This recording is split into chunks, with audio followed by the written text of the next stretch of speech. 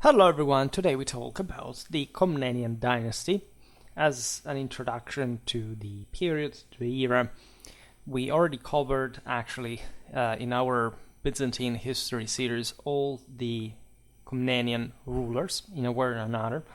This is really an unexhaustible topic, as you understand. It's also one of my favorite in Byzantine history. I have a particular attachment to Manuel Komnenos, if anything, because I had an exam on him back in the master days, and I've always found it a very important, say, time in Byzantine history, not just because of course, the most objective and macroscopic accomplishments in, let's say, of the empire itself, that in fact do tend to define the idea of decadence.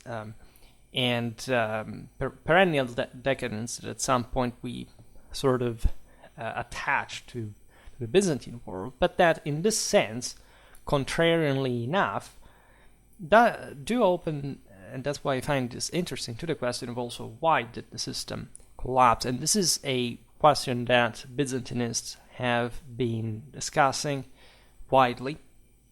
And of course, there are different positions, right? The ones who want to see this mostly just as more of a deterministic issue, but while it's still the question remains at the point, other, just like I tend more toward that direction, see it mostly like also not really a political accident, but if anything, a mix of the two. Of course, there were actually very deep reasons we will see now about, let's say, the double face of the coin, in as much as Byzantine culture had been in part sclerotizing and sort of changing, but towards a direction that was mostly preventing, if anything, at least some options, including the essential and almost feudalization, right, Latinization, Westernization of the system, that, for example, Manuel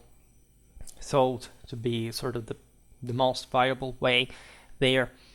But at the same time, of course, also an external pressure that is very important to point out, like hadn't the Crusaders taken over Constantinople in 1204, you can't say it would have happened in other ways that sooner around that, like up to a few years before, actually nothing seemed, at least we don't have the historical evidence to point at a moment of radical crisis or collapse of the system. I also never talked about the Fourth Crusade, and that's an incredibly important topic. So let's sort of introduce the era, and then let's leave, of course, also for other videos further in-depth consideration. As we've seen also in other episodes, the period that goes from 1081 to 1204 witnesses the stable permanence on the Byzantine throne of members of the military aristocracy that, with Alexius Komnenos, Alexius I, managed to impose itself following the conflict that had been going on from immemorable time with the so-called civil party. As we'll see now, this is really the major turning point of the Komnenian era. Essentially, in the Macedonian times, the empire had revived to an extent after the Islamic invasions, the loss of half of the territorial extent, right, from Heraclius times, in a way that, in fact, during the early this high medieval period was regrowing from bases that had historically been the one of the, if you want, the Roman state, definitely from the Byzantine side. This is a bit true also for caliphal power. It was based essentially on the Romano-Persian bases themselves, statally wise, even when, in fact, ever more framed already within clientery, say, aristocratical clientele and this, say, particularly rigid system that they didn't really much have the chance of changing, at least through these individual communities. And in parallel to this, of course, like the private aristocracy, the great landowners, and the most important, in fact, Okeaka in Constantinople, so this major sort of quarters that were run probably privately by this house of this other, that had massive possessions in the countryside. The Komnenians, even as emperors, did the same thing, right? Crete was their backyard fundamentally. Everything came to Constantinople for them from there, right? And so you understand that this was already going on in a structured way from quite a while.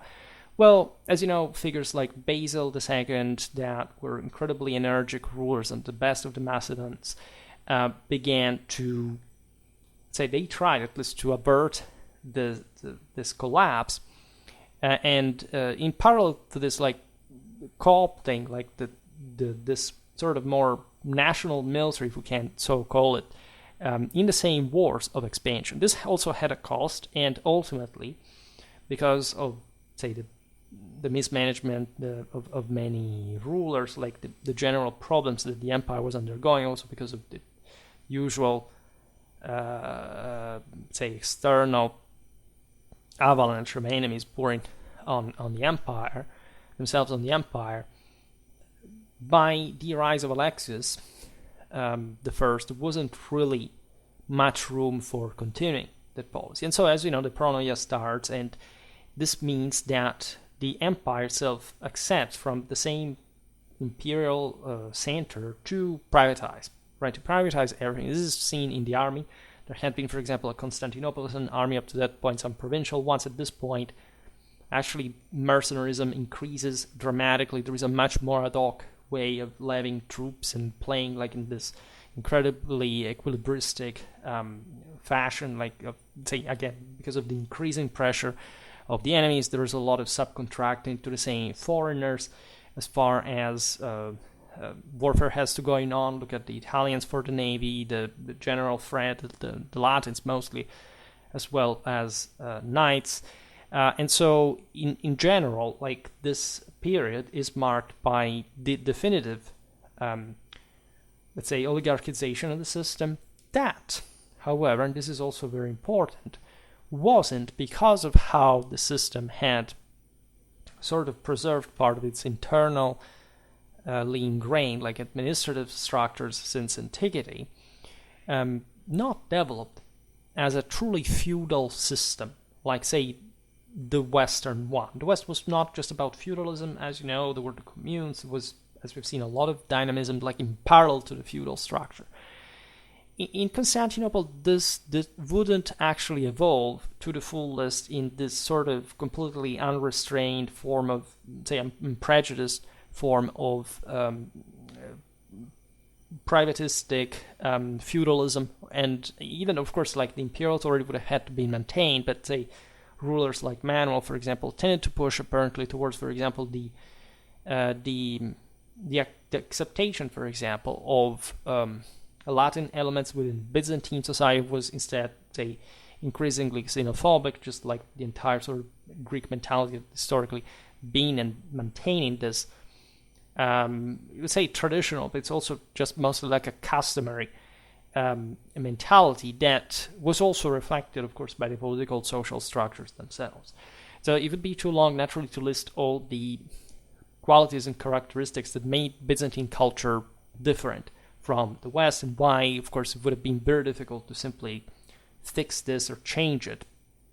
But this is exactly why, Byzantinists are so torn apart, because it's not really clear, like it's not a time in history which we have like precise quantities about even some microscopic dimensions. And so we have to look mostly at, I would say, the moral drive that you can perceive, even just in things like, I don't know, how much on the defensive this empire was, or even when, say, conquering some places, like what was the actual grip on it, and what it really meant. Like, there are some things that really never changed in Byzantine history, such as, for example, like the urban, coastal dimension, right? The idea of a truly sort of, they call it Byzantine, but it was especially like heading towards a more strictly Greek and so it's nationally different cultural elitism that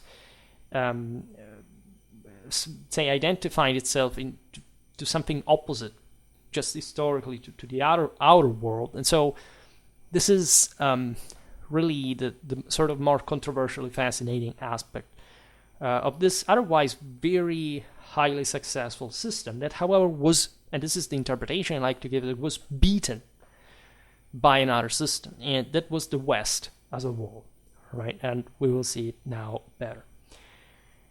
So that even in the, say, in the form of privatization that we were talking about before, you can realize how the Byzantines didn't want really to change, but they realized the necessity of an internal, or say, a reform, or fixing, or at least giving free rein to some dynamics that for a long time had just been stemmed, and at least just were part of the same Byzantine system.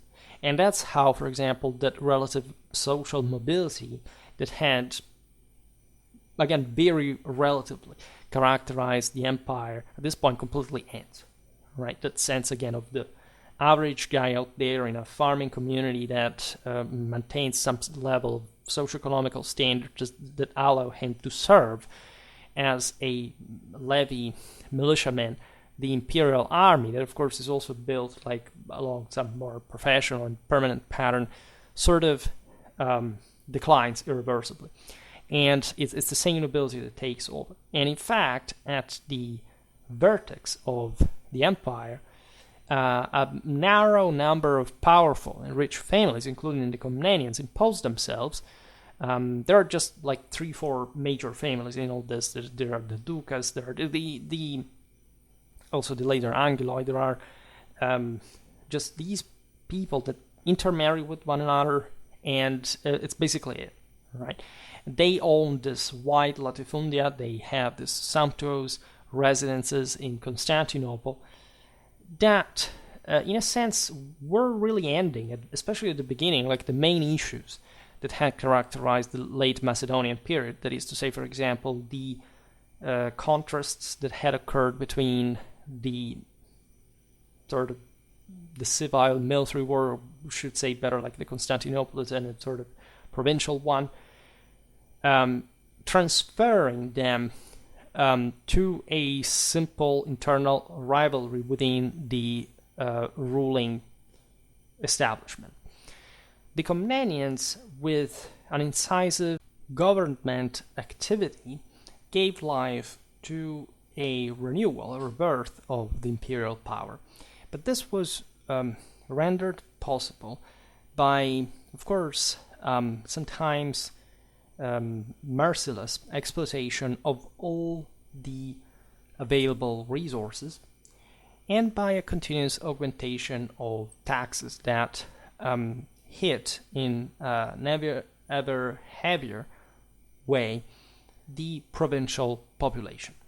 Right? This aspect is also relevant because you may say, well, but many people just give this explanation and don't compare it. Like, it's not like other powers weren't actually and mercilessly exploiting, say, local resources in many ways, and they were creating like big power. These are the same years, I don't know, of the quasi accomplished Germanic reunion of the East and the West under the Hohenstaufen, and then exactly like in competition against the Komnenians. Not always, right? There were always, for example, like, I don't know, the Normans in between that were a problem for the both of them, but we'll see this better also in other videos.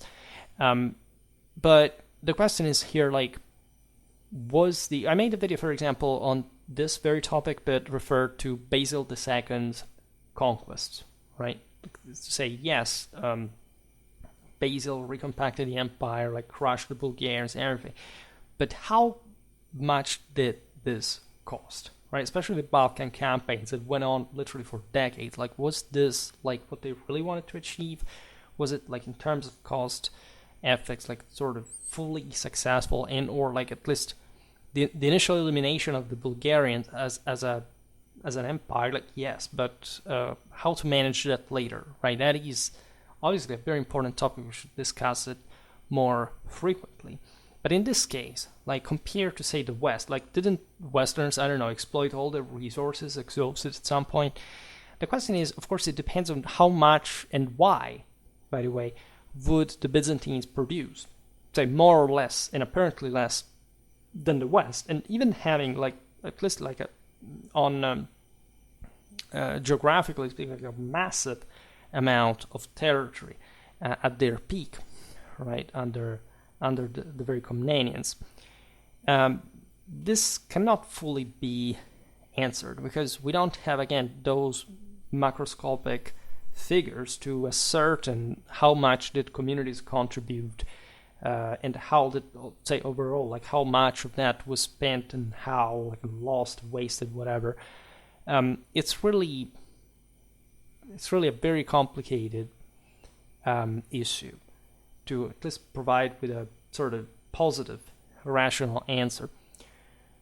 And we also have to appreciate, of course, that the Komnenian results during this renewal of imperial power were brilliant, right? Especially because they allowed a partial reconquest of the lost territory that, of course, was also, as you could expect, like from the fact that, yes, a Byzantine emperor of the 12th century knew much better than you, right, how to run his own empire, which territories to recover, etc. Because, of course, like more land in that sense is more people. First of all, like lands were conquered because there were people working on it, right, and producing stuff. And in many ways also knowing, like, okay, maybe it will cost, maybe we don't know how it's going to, but even just conquering it at the moment is, even just in moral terms, very important internationally. It just creates like another buffer zone that can protect our core lands. And yet this is exactly the point. This Komnenian reconstruction, Komnenian restoration, if you want, had a rather fragile basis, at least apparently, and it ended up to crumble dramatically, at least after the end of the same Komnenian dynasty, bringing within like a very few years 1204, and that's why before I was counting also the Angloid era as the Komnenian era in general, because it's really like an era on its own, regardless also of the biological continuity of this blood, to the, in fact, capitulation of the empire in front of Western expansion. And that's mostly the note that people say, like, but, you know, why? Why did Constantinople, was it really the empire fragile at that point? That is not to be given for granted, really, as a historical statement. It may be, as well, that, of course, there were some intrinsic fragilities, but, you can't even just explain history by saying it was just, there was some, absolute factor of stability in a system for which, like, somebody that was very determined to, take over Constantinople and sacking it, even by actual accident or heterogenesis of the ends, let's say, ended up doing so, and, like, with an actual, conquest, right, and military aggression preceding it, even though these guys had been literally called by the same emperor, so actually they were to be, the latter have to be blamed themselves, as you know, in their disputes between the Angloid. That's how really sort of the Fourth Crusade ended up there, and doing what it did. So it's really, really difficult to answer, and for today we're not really just going to address this per se. Yet it's relevant, if you want, in hindsight, because we know that Western civilization was to boom in many ways, and that even if you're looking at a period in which, you know, the 12th century is a period of tumultuous growth for everybody involved, like the Franks, the Byzantines, the Arabs, there is a general growth, right? But if you look at it overall, and we've seen it in so many videos from so many different indicators, like the West was essentially to dominate, right? Politically, economically, militarily, technologically, the Mediterranean and beyond, because the Western influences in so many faraway lands are massive at this point. They would later continue as such. And of course, Europe. And instead, as sometimes as Westerners would make this self-sabotage, for which also the revival of interest for the Byzantines is, of course, not wrong, but it's often, you can see it's often pushed by this sense of the Byzantines as some sort of anti-West, right? The terrible, the corrupted, the hypocritical, the intolerant West. This is, of course, some mental illness that very mentally feeble people tend to have in general, because they cannot afford to succeed as human beings within the single most successful system in the history of mankind, rather than looking at the objectivity of it. Is to say that the West here by far outclassed everyone involved, and it's not just about like the conquest of Constantinople. This is literally about the system that it had produced. There is no comparison in terms of competitiveness, of productivity, of social dynamism between the Western and the Byzantine society. And so that also makes me think, and you cannot see the Fourth Crusade, but also in that very overwhelmingly expansive sense, by the way, in the time of, a pope like Innocent III, that is the peak of the overwhelming superiority of the Roman Catholic Church at every level in the history of mankind. So this is really a major moral issue, and I wouldn't people always shy like this. There are too many people that reapproach Byzantine history just for the sake of finding like an unspoiled, sort of untouchable, in fact, inwardly protectively defensivistic model to embrace that reflects their psychological sort of loss of initiative.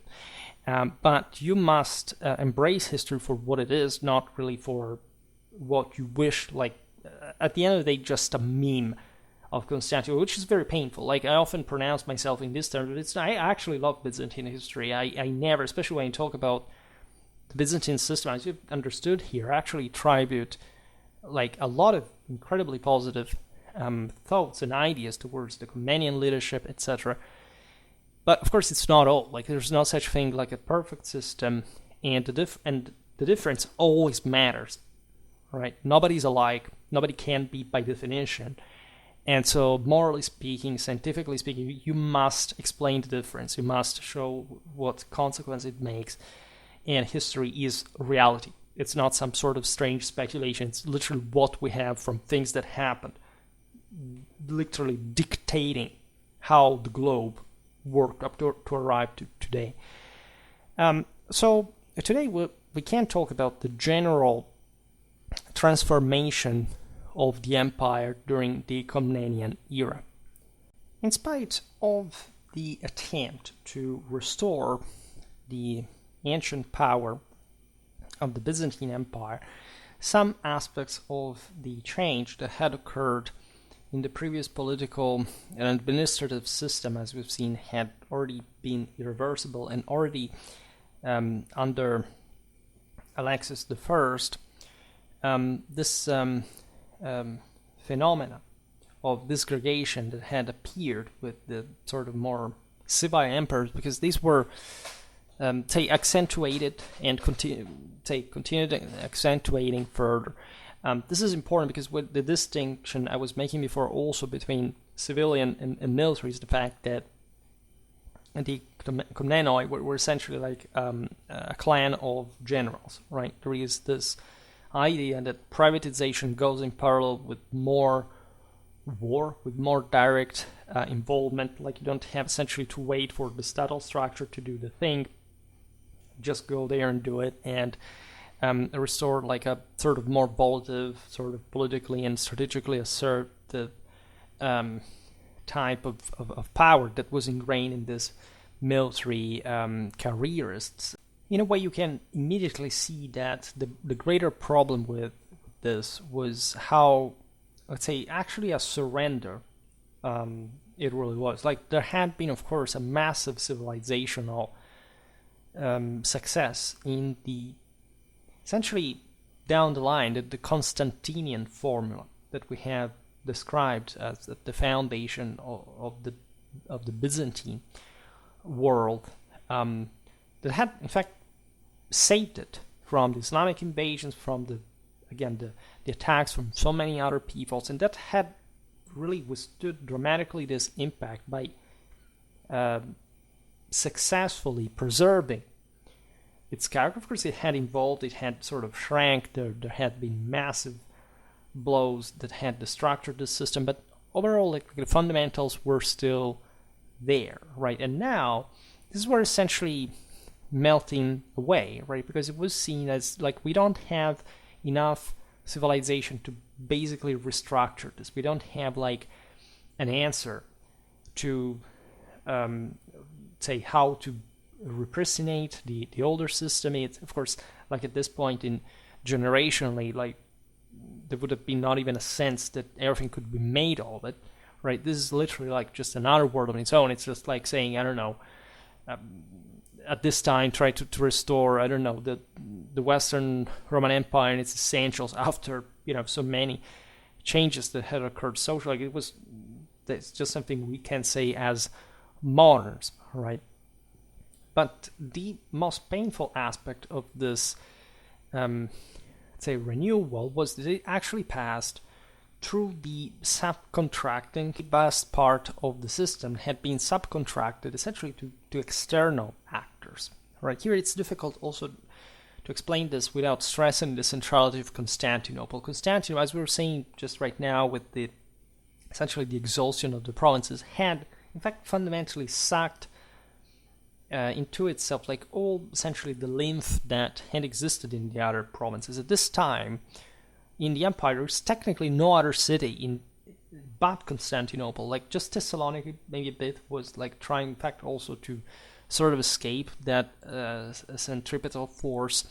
But truly, like the other centers that say flourishing, like historically Greek, Roman, urbanization had sort of died out. Like as we've seen that competition.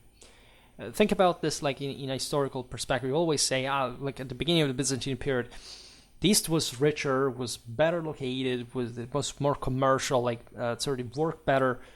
What had happened, right? Actually, urbanization was at this point in history, by the 12th century, overwhelmingly more advanced in the West. Literacy was overwhelmingly more advanced in the West. Commercial dynamism was overwhelmingly more advanced in the West.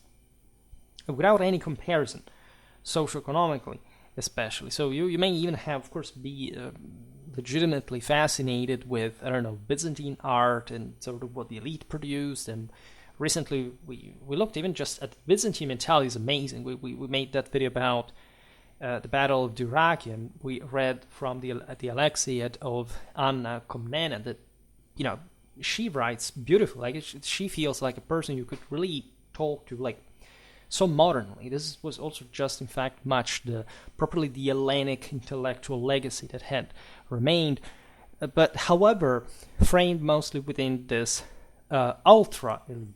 That with the rest of the system, it was basically obliterated in terms of political autonomy and dynamism, without a force that could simply just let it develop in parallel to a more robust center. Of course, like this is not to say that the Byzantine Empire was a wasteland, except for Constantinople. This is not true either. But again, compared to other areas, I would say this was, for example, more dynamic. It's difficult to say, like than at least most, this is true, of the Islamic world. I think it's a fair statement. It's not even that, again, the empire was doing bad. Right, this entire question of also why did it fall, like it's not, again, it sort of betrays a more to the deterministic view of the wall. It's not that the system per se like had something defective to it by 12th century standards. Is that in many ways, like the West, at least you can explain it in this way, was something more exceptional. It's like saying, I don't know, when the Carolingians, but it's very different context in a way, I don't know, emerged with their vassalic beneficiary system, and they could put together so many forces, militarily speaking, sort of professional, towards at least a professional direction, mounted, etc. It's not that, I don't know, like the Saxons or the Longobards or whichever enemy that the Carolingians still rolled, like was particularly bad or like shouldn't consider. It was just like the exception that sort of was something more. So that even these concessions, subcontracting, is not to be seen as, I don't know, the Byzantines were doing bad in this. They were actually clever in what they were doing. It's just that these were also worlds in which, like in any time, but in a sense more at this point, like were less predictable in so many ways. Like again, some patch that you needed, say, that you would put at some point was so needed because if you hadn't put it, you would have collapsed immediately, right? That were essentially always, that those powers were always a step away from doing it. And so, yes, it would be a patch, it would be, again, it would make you in-debt yourself, etc. But at least it gave you some breath, right, at the moment. You wouldn't die immediately, right? And so when you look at, for example, you will see now, like the Western push that gradually insinuated, also like with its branches into like the Byzantine world before taking it over, and as you know, not eliminating it, because also the Byzantines contributed, of course, culturally to the system in turn, and they had been doing it very strongly, of course, abroad. This simply reflects like that sort of wrestling, that sort of iron arm, that sense of like if you don't command, you're commanded, vice versa. There are not static cultures of civilizations that simply be, right? They may be well founded, and so we have the impression that sort of more or less they existed throughout history continuously, but it is always about the moral forces that you don't see on that map that actually make the difference and subject one people to another and sort of allow for different changes. And so it's also, in this sense, important to observe that the Byzantines did apparently never really have a counter to this Western push, right? They could fight, they could struggle, but they didn't have like an ace to throw in that would solve the entire solution. They would actually give way to the Westerners internally and externally, a bit like along the way, right? So the privatization of the system famously occurred through this quasi-feudal system known as the Pronoia, which, a bit like the Arab-Islamic Iqta, was not quite like a feudal system like we know it in the West, where, say the feudal possessions were seen almost like some sort of private property, or at least something that could not really be handled or disposed by the sovereign, if not under very specific circumstances. The Byzantines, as the Arabs, would sort of always maintain the control on the Pronoia, at least to an extent that allowed them to create others, and because these Pronoias were not enormously large estates compared to the West as well, and so even though there were massive landowners, there was a level of wealth distribution that still at least obliged you in the Byzantine Empire to depend on Constantinople. This was the main game changer. And as such, there was therefore also room for, say, just leaving a bit the outer space on its own in the typically latifundistic sense, and play more, as we've seen in defensive, say, international terms, with, say, the various external actors like balancing, counterbalancing. Now, the frontiers were very sort of labile, right?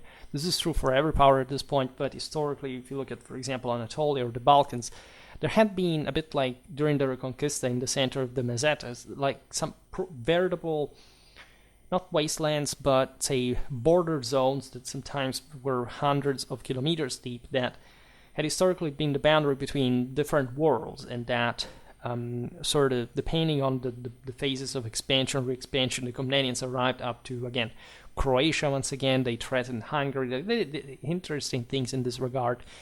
But at some point would also, like, because of this defeat or another, like shrink, like in terms of realistic direct control on certain realities. And this was really normal. This is true for, again, also the Holy Roman Emperors and others, but in fact, there was also a particularly solid it's a Byzantine bulk, right? Especially in the Aegean, that of power that, however, had this fundamental strength, but also flaw at the same time, of depending overall on Constantinople. This is truly different from any other culture that I can think. Like at this point in history, especially, like there is no empire that is basically just one city, and or at least that it depends on it. So that, of course, even the Fourth Crusade realized how there are some chunks like a Byzantine war, like successor states that survive and are even able to reconquer Constantinople. But it's also much sort of, at that point, matter of survival rather than the continuity of some truly sort of consistently glued together fabric of Byzantineness that sort of survived just per se. It's more like at that point like a sort of Greek thing, and like also in a heavily provincialized sense. This change, by the way, was quite deliberately wanted, as the same Pronoia system took on immediately an essentially and exquisitely military character. Right? This is what the Byzantines really needed at this point. They didn't need to rely on this bureaucracy to put together an army from different parts of the empire, while, say, an enemy force had already entered it, devastating it, and Constantinople being sometimes like several hundreds of kilometers away.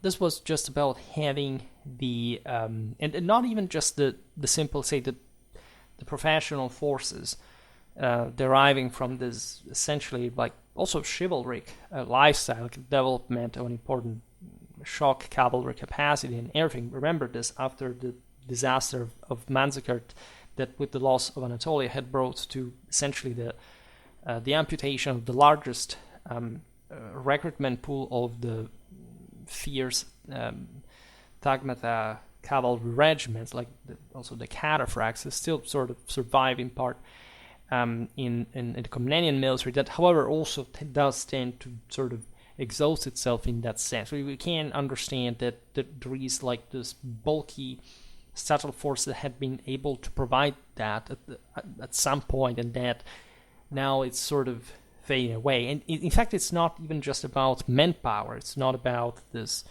say, more compact force or whatever, but especially of the compaction of this land exploitation control in order to gain the revenues going to Constantinople, with which the emperor could levy an army of sort. Very often, like hiring foreigners, mercenaries. There was a shockingly overwhelming amount of, for example, nomadic horse archers. At this point, the Byzantines would just hire, because they were next to the Pontic steppe, they could hire always the next people knocking at the door from the steppes. And just throwing it at people, and or letting them, for example, settle in some part of, I don't know, the Balkans or elsewhere. So it's actually if you look at it from a societal and sort of even territorial control point of view, it's actually a heavily degraded situation that you meet, especially on the frontiers, right? There are lots of peoples who cross the devastate that, let's say, allow for also the local communities to rise to an extent. When the Crusaders began to, in the Komnenian era, like to cross the Bosphorus, this would actually happen just during the Komnenian era, aside from the smaller crusades of later times in Anatolia, etc.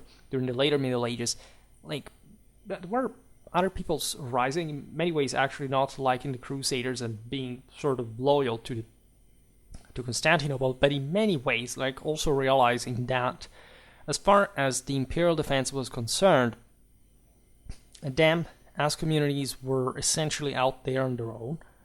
And that, of course, wasn't much any more sense of the inside or the outside of a neatly defined boundary, but rather like, again, an increasing sense of sort of lordship of dependence. This could have not really been possible if, in fact, those soldiers, colonists, had not been exhausted as a type of people. And sometimes this had turned also into something else. There are literally entire countries developing from the within of the Byzantine Empire.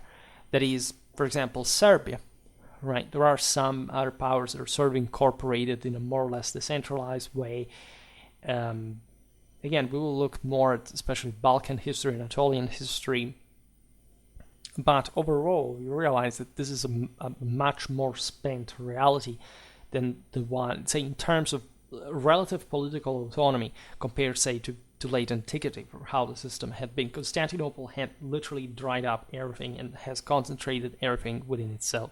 This is something that, I don't know, even Machiavelli pointed out when describing the Ottoman power. Say, if you want to invade France, you can kill the king and his army, but you'll have to advance. In every province, there's a sort of, the prince that is a sort of little king, and with a royal army on his own, and you have to literally knock each one of these in order to conquer France. It's a terrifying enterprise. Conversely, if you fight against the Turk, you can. It's incredibly difficult to defeat the Ottomans because they have these enormous armies. Also made a bit about the Ottoman army strength for that matter, they are very tough, and finding the resources for meeting them in open field is that demanding. But once you have destroyed that, you have killed the Sultan, you take Constantinople, all the enormity of this empire that is much bigger, say, than France, however, crumbles because there is not a head anymore. There is not really a gluing factor. In many ways, in fact, the Turks would inherit this from the Byzantines later on, right? And there were advantages, telling the truth, in the new physiognomy that the Komnenians gave to the system. For example, it's not like an indigenous army did not exist anymore. It was actually remolded, but it was very different in its organization compared to the ancient one of the peasant soldier. And that, however, sided in turn next to the mercenaries that were recruited, contributing together with a strengthening of the fleet to some extent to, we'll see now how, reviving the military forces of the empire. Even though, again, the fleets wouldn't quite be much in the hands of the empire anymore. The concessionary of the Pronoia was called soldier, right? He's in this sense like a lord, as we've seen, a quasi-feudal lord. He is a soldier on horseback that participates to the wars, by the way, with an armed retinue, more or less consistent. Well, it's just like a lord, really. He has all like this man that he has to provide, and according, of course, on the width of his pronoiary concession. The pronoia remains this simple possession that is, as long as is enjoyed fully, like because of imperial concession, so nobody else can alienate that, but it also cannot be inherited. Just until the pronoiar owns the assigned goods and the peasants that are part of it, he is essentially also an absolute lord of the place, and he exercises the rights and the competences that pertain to public authority. The peasants settled in the pronoiar settlements are essentially serfs of his. They have to pay taxes to him, and this is why the system, of course, was basically spreading together with the feudalization of the system as a whole, because it's, as you have seen, what happened in the West to a degree. It's what was happening in the Islamic world as well.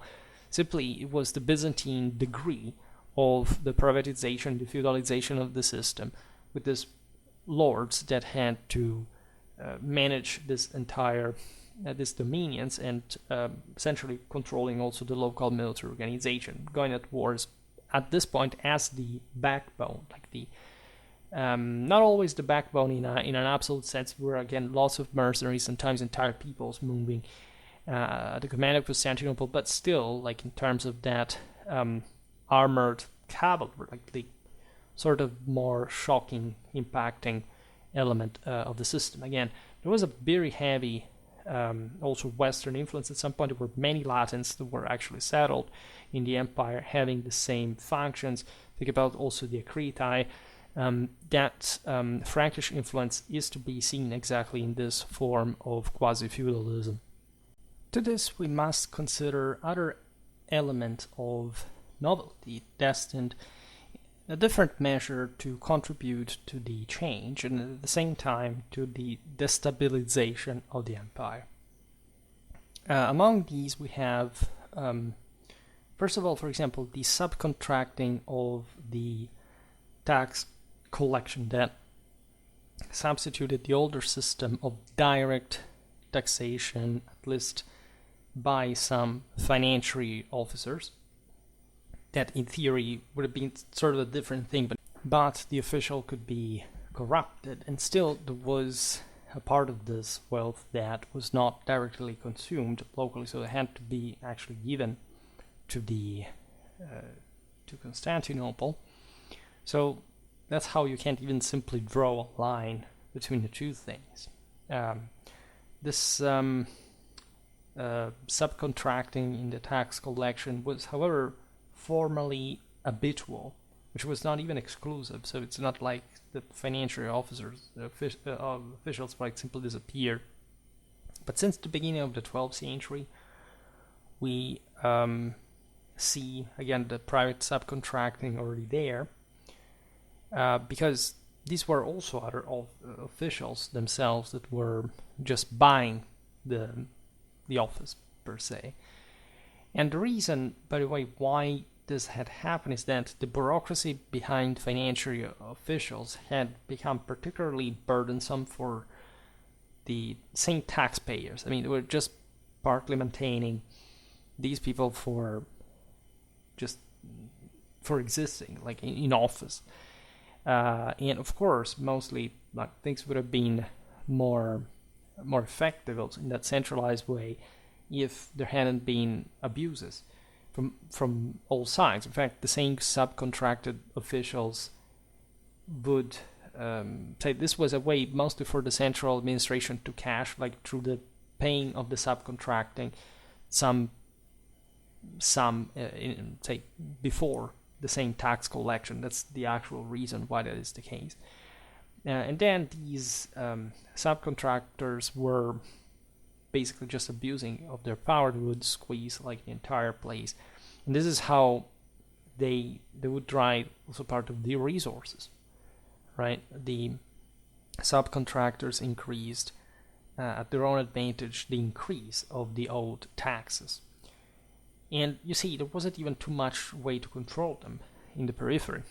Another negative factor was the strong devaluation of the currency that had already been going on since the 11th century, and it was destined to accentuate later, depreciating the Byzantine aura that in the previous centuries had imposed itself on the markets.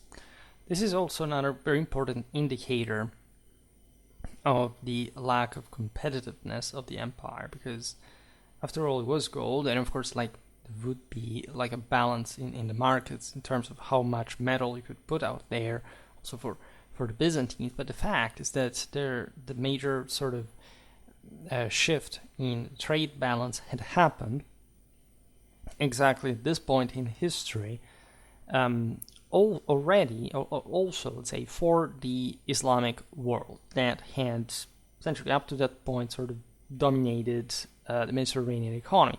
Now, the fact that the Western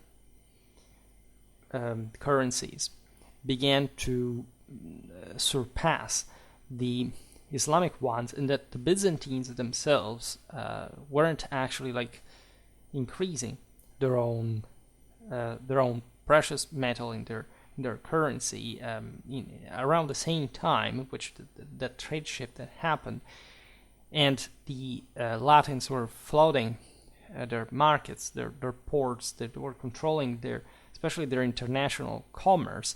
I think it's striking. It's as if the Byzantine world had pertained to if they had been so competitive and doing the same thing towards the same Arabs, they would have advanced themselves. And I'm sure there is some of it, right? But this, say that we've seen even by the time of the argument in that video also about the beginning of Alexius the First's reign, like the empire was at this point like a very, like in deep trouble, right? It was shrinking. It was seemingly one step away from collapse. Like the Turks had basically taken over all of Anatolia. Just some coastal centers remain in control. There were the Pecheniks, there were the Normans, they were threatening, like admittedly, like Robert Guiscard said, look, we want to simply conquer Constantinople, right? Main centers of the empire were being targeted. And so this is really impacting. This is really like, look at that hell of a system. It actually is in trouble, right? And here we are, of course, talking not just about that specifically critical moment, but the fact that the Byzantine gold would be coin would be depreciated along the way.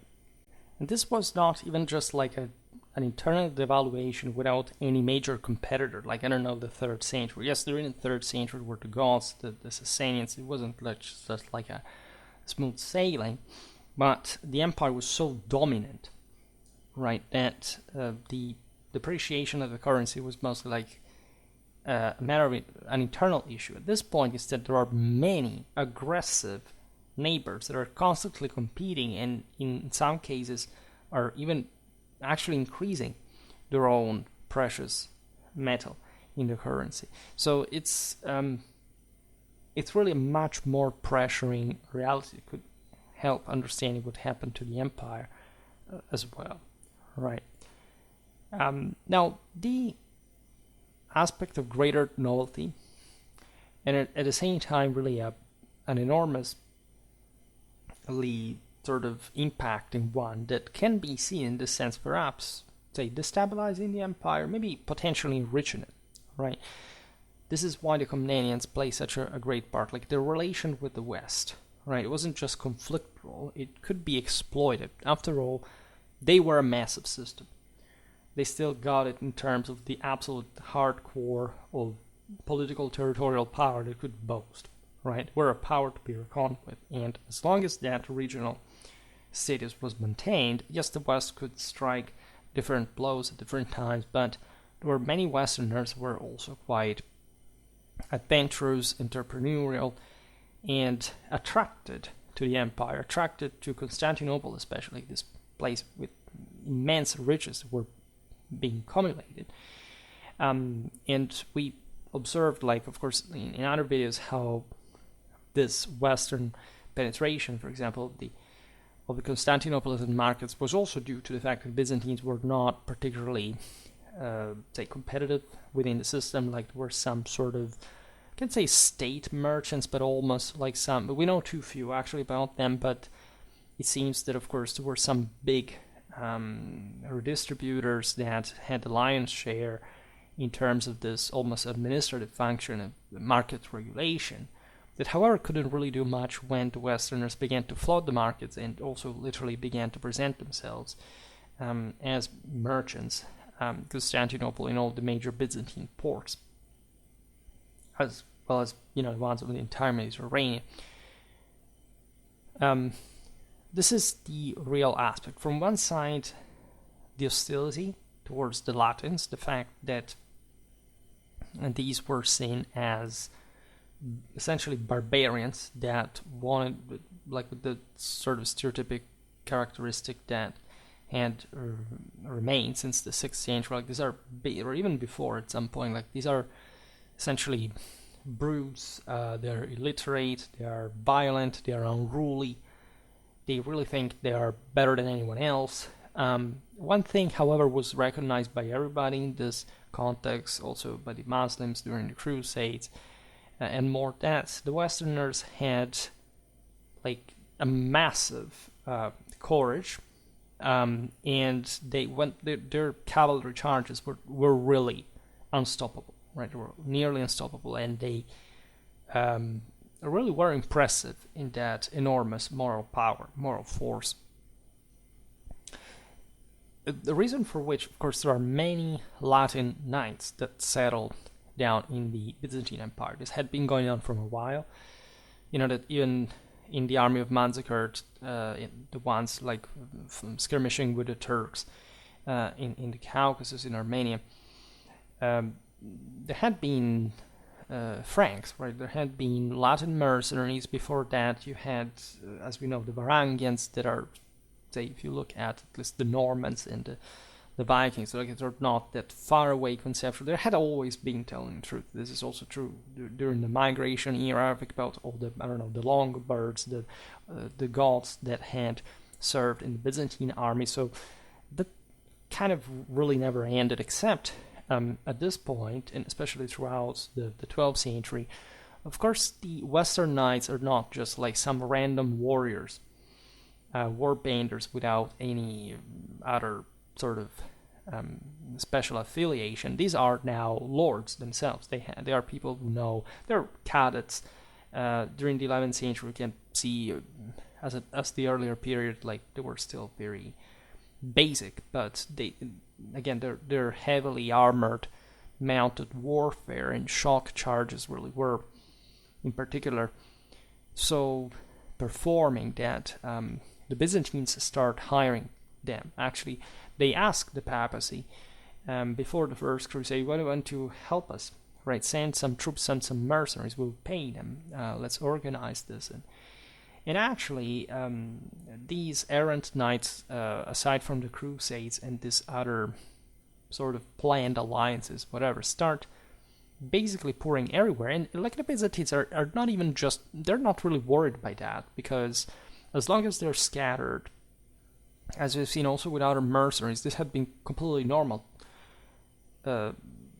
Thousands of Varangians, for example, had been settled in the Balkans. We always just think of the sort of meme historical unit of the heavily armored Scandinavian with a double-handed axe, but there were so many lighter elements, people coming from literally everywhere that had been settled. As also military colonists in this regard, it was an attempt of replenishing that sort of at least demographic pool, like in terms of manpower, labor force, to provide with this more warlike elements that would have been Roman subjects in a few generations. Now you have, and you start having also in the post-1204 time, lots of knights, Western knights that are everywhere, literally everywhere. Like the Akritae, there were so many of them, like even after when the Ottomans, I made some videos about this, especially in the video about medieval Anatolian warfare between the 11th and 14th century, simply hired these guys. Some remained, like if there were some, I don't know, European, let's say Western Akritae that was, on the Anatolian frontier. At some point the Ottomans come, and this guy is actually settled there as a sort of lord, and the Turks may have, I don't know, skinned him alive, or simply said, okay, well, you know what, you can stay here, will you fight with us? And yeah, this is something that some Byzantines themselves did, right? There were some emperors later on that had been in the service of the Turks in Anatolia before rising to power, and even marrying with them, actually. But again, the Latin presence is that massive. Like the Westerners are really appreciated. They're the ones that inject this sort of ways. There is a lot of, customs, like of clothing. We've seen it in the arms and armor. The Byzantine warfare exactly during these years. The video talking between the 11th and the 14th century. The say music, for example, the Byzantine music is only ecclesiastical by definition. Of course, there was lay music throughout all the empire, but it wasn't recognized as such by anyone, because this is Byzantine culture, really. Like it's the only the elites that count. Anything, they sclerotize this sort of prefix models, and that's it, right? But of course, we know that was this outer world, and the Komnenians at some point understand that these Western forces are incredibly precious, and as long as the empire still has it, let's say, in a, say, that regional status sense, it can essentially bring the, say, as many of these people to actually live in the empire, right? There are some there are some legends that live on about the munificence, for example, of Manuel Comnenus, up to, I don't know, the time of the Catalan Great Company in the early 14th century. Like, you see this chronicle still remembering this old great ruler that had been so munificent and courteous, and again siding also within the Byzantine world with these Latins, and showing that actually it wasn't too much like of an issue with sort of opening to their ways, and two, in that sense, it wasn't just a cultural issue. It was about, I mean, it was, but especially as long as at that point the Komnenian was thinking of essentially feudalizing fully the empire. This was being actually put forward by the historiography, that, you know, there was a possibility of sort of, you know, hadn't at least the Byzantine world been so closed, like, you know, rendering it more dynamic by fully embracing sort of the Western models, and continuing in that sort of roller coasting attempt to adapt to every situation that the Byzantines up to that point had been so great at. Right. So this this naturally was it failed, right? It's not like it could simply succeed, but having a general favor towards those who were able, for example, to serve the empire in arms, did work in so many circumstances. It allowed the Komnenians to actually keep control. And then there are also, of course, about the Komnenians different vulgata, right? The original idea that this empire had lost something during their time, not quite, like before, a few years before the same sack of the Fourth Crusade, you couldn't really see like any particular financial issue, any particular territorial shortcoming. There were massive, clamorous failures at some point, like, for example, the almost succeeded attempt by Manuel Comnenus to knock out the Norman kingdom of Sicily. But even about after those failures, like, the empire sort of bounced back. At least it didn't show any sign of traumatic fracture or something that's like, okay, well, it's over, let's make it all fall apart. Like, the Byzantines were not really just the types to think that their order could fall apart in the first place. At some point, other powers had simply said, okay, it's over, we failed. Like the Caliphate of Cordoba, they said, okay, this is not caliphal power anymore, it's not universal in scale, let's abolish it, and they abolished it. That's how it literally happened.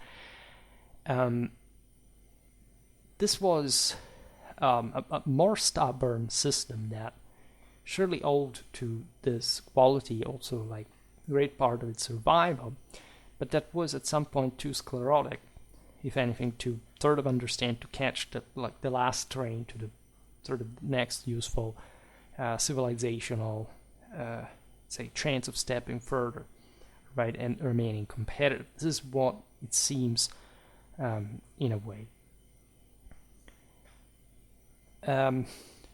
Speaking of, like, in this, by the way, this issue of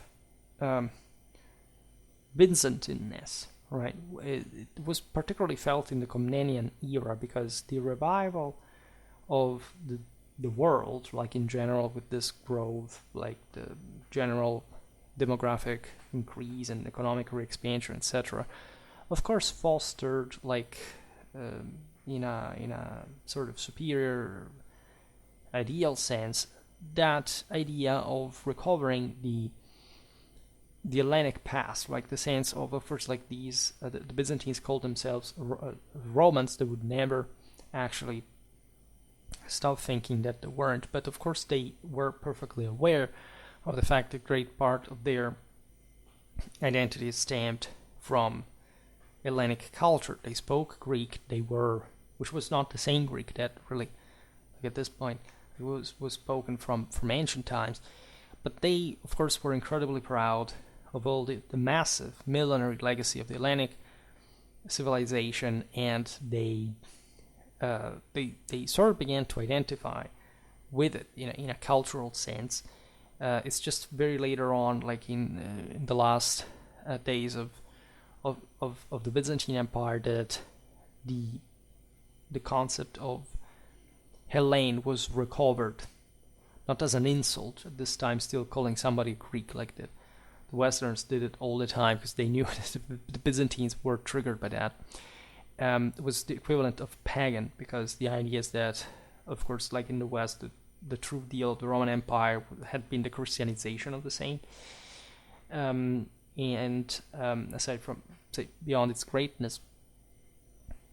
But there was a sense that, of course, it was a different identity there. These were different peoples, right? The West and the East really do not have much.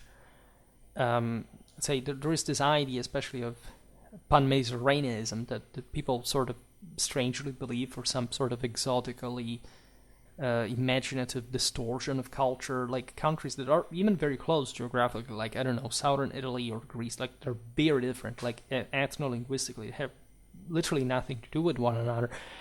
And this was particularly felt at the time also because the West was, as we've seen, like the Kingdom of Sicily was a massive power, like it was together with France and England, like the largest power in Western Europe, and this was incredibly viciously aggressive towards the Byzantines from the very beginning, right? And in this sense, they were other people. Yes, there had been Byzantines there. There was, of course, even some, say, Greek-speaking community, but overall, like, this was actually an Italic power, right? Without any, aside from the overly emphasized sense of, oh, look, it was full of different religions, and the backbone was radically Italic since millennia. And in fact, even the Greek-speaking communities there weren't even like an ancient relic. Like, they were mostly like Greek colonies from this high medieval time, like the Byzantines had left during their administration. And in fact, this can be highlighted even by the sort of most toxic relationship that the Byzantines had with whom technically were not Westerners. They were at least Latins, right? We're talking about the Venetians. I made, again, multiple videos about this topic in particular. But you see, Venice, as you know, was, was grown, had, developed within the Byzantine Empire. It wasn't like an external power of foreigners that sort of emerged from nowhere. It definitely came to enter the Byzantine world exactly because it had been sort of a creation of this. Nevertheless, the Venetians were not what you would consider in this more sort of nationally gluing, if you want, reductive sense, like Byzantines, right? If you want to stress especially that Greekness. Yes, this is a universal empire. There are people that come from different ethnic linguistical backgrounds, but essentially, as we've seen, like the cornerstone of the empire is an Aegean power. There is no doubt about this, and that's Greek, right? In the coastland, in the city, especially in the cities on the coast, that's what essentially Byzantine society, Byzantine culture had exclusively been. You can't talk about the interland and say, okay, somebody in the Balkans is truly like, you can be a Roman because they're subjects of the Byzantine emperors, but they're at least extremely different from the actual elite that rules the coastal centers and that truly doesn't care less about the interland, right? And this is incredibly important to understand. This had been since ever. Like, the Greeks had been exclusively, as a civilization, basically mentally, ideologically, existentially, metaphysically separated from anything that was not the actual polis, and all the rest did not exist. They were all barbarians, were not perfect, only the Greeks got it. This is a relic of the sort of geometric principle of deity that the Dorian Indo-European conquerors had brought there, founding Greekness in a way. But you see, before, like, Manuel Komnenus, it's difficult not to see some parallels in history, right? When, for example, the kings of Macedon were telling to their polis during the Macedonian Wars, look at what the Romans do. They give the citizenship to anyone. They have always fresh manpower. If we did the same, we would essentially be able to withstand them. And the polis said, no, we don't want to give citizenship to anyone. We prefer essentially to be crushed and destroyed as it happened than doing that. These are the Greeks, right? This is what essentially incarnates the entire mentality there. And they're saying, like Manuel Komnenus were saying, look at these Latin knights, right? After all, they're not that bad. We could use a little of what they do, at least at home, to revive this empire. No, these are dirty barbarians. They don't reply. They get, say, the Byzantine Empire gets steamrolled by this very Westerners. Like, this is essentially like a pattern that it's difficult to unsee, right? And the Italian maritime republics that we have discussed at length, the different occasions, but that is never enough to look at and into, are really the catalysts for such transformation of the empire. They're really the sort of Trojan horse, except without much of a sort of a trick, because they were let in like in a fully willing, let's say fully aware fashion by the Byzantines, and that had already been sort of blackmailed and extorted by the Italians, and in fact bring into the Western penetration, like the Byzantine markets, and basically their control of it. This is really, like, in hindsight, it seems like the single most damaging aspect of this. So it wasn't just like because it was demolishing the empire. No, of course the Italians were there as long as, of course, the system was healthy and sort of it could hold, right? But it comes at times which, of course, like you can milk that much, and then at some point the cow becomes too old, and you butcher it. This is similar to what happened here, of course, like with the intervention of sort of powerful forces overall. The empire would have not fallen just because the Latin merchants were present in its ports. But it is true that the system was depending ever more on them in so many ways. First of all, like, just you couldn't oust the Italians, because without them at this point there was no Mediterranean trade whatsoever. This was the problem of everybody, like also the Muslim powers, etc. You could sort of expel them for a while. This is what the Byzantines did too, because the Italians were quite rapacious in that sense. But you could also not do without them.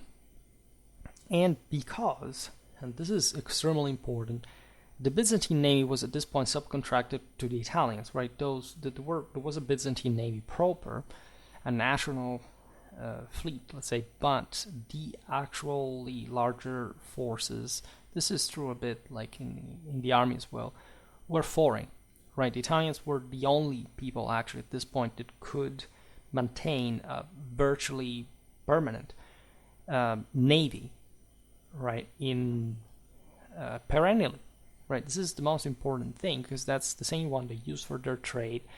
And this wouldn't stop, and couldn't stop, and Venetians, Pisans, Genoese, and more, were all heavily involved in this kind of commercial penetration. So that this control of the Byzantine economy ended up to transform into a political predominance. Beyond the aspects of the contraction of the Byzantine social life, we have, however, to observe that, as we've seen in that oligarchic level, this was marked by a remarkable cultural flourishing, right, with a particular expression in art and literature. Historiographically, you see, we've mentioned her before, figures of the caliber of Anna Komnena, that in the Alexiad told the life of her father Alexius I. Anna's husband, the Caesar Nicephorus Bryennius, was the author of an uncompleted work that also we don't know on the events of the second half of the 11th century. We thought that this could have been, we've seen it in the video about the Battle of Dyrrhachium, the source for some aspects, also the tale of the same battle in the Alexiad, that may have actually been influenced by Latin sources, because there are some things that are apparently very, very similar between some Byzantine and Siculo-Norman authors, regardless of the fact, of course, that we're discussing the same topic. Narratively, that's sort of evidently odd. We have really great names, like very famous ones. John Kindamus, who was the secretary of Manuel I Comnenus. Also Nicetas Coniates, that was another important functionary under the Komnenians and the Angeloi, that witnessed it's a beautiful source for the Komnenian era in the first place, as others, by the way, that witnessed, however, and told us about, in fact, the same Fourth Crusade, right? The sack of Constantinople, how he fled, how he actually went there just to help some people that had remained without food, like in that dramatic situation, and it would actually tell us like the history of like since like the life of John Komnenus, that is the emperor in between Alexius and Manuel, like this all in a dynastic line, father to son, until 1206. The Komnenian era is, like, today it just introduced sort of the essentials, like the problems, how we think about it historiographically as a whole. But of course, it is like better understood through the videos that I made. I have even created a playlist, if I'm not wrong, about the Komnenian era, because it's just like a huge chapter of Byzantine history, not only. Right, these were a fierce competitor to the same Westerners. They intervened heavily, like also in Western politics. They underappreciated factors being like the fact that before Myriokephalon in 1176 they had virtually reconquered the entire Anatolia. So the sense of, oh my God, massacred, everything was lost or whatever. No, right? There was actually large room for Byzantine reconquest of Anatolia, even later, down through. Right? Some historians say, why not concentrating on Anatolia rather than Europe? That seems so unstable. But that's also something we should speculate on, rather. But it's a moment of great splendor. Like, if you studied history of these emperors, you see how the court worked, aside from all the great say Byzantine sense of themselves, of the rituals, of the etiquette, let's say.